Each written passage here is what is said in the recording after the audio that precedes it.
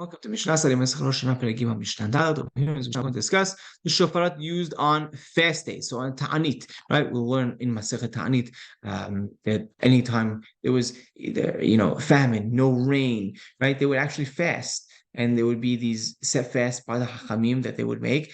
And part of those fasts would be certain tefillot and a blowing of the shofar.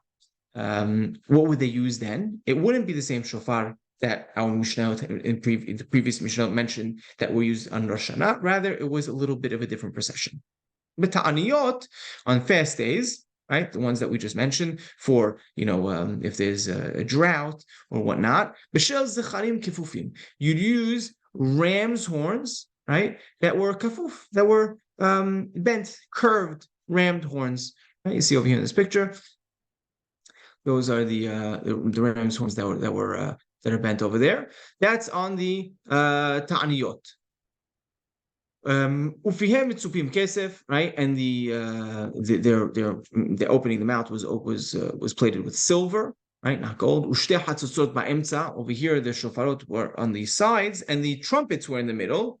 A shofar mekatzer, right? The shofar was a shorter blow, and the trumpets would make the longer noise. Shemitzvat hayom b'hatzotzot, because the main blowing of the day was with the hatzotzot. Here's a picture of some hatzotzot on the right. That's what they would use.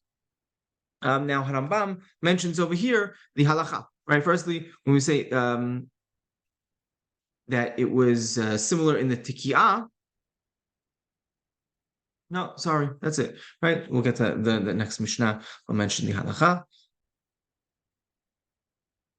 Actually, I'll mention them here because he does say the halacha on ta'aniyot, on fast days, they would not use the shofar. They would not use the shofar. They would only use the hatzotzot because that was the main focus of the day. And we use anytime there's a ta'anit, anytime there's some type of calamity or something that's bad happening to the congregation, right, to the tzibur, right? The pasuk says, right?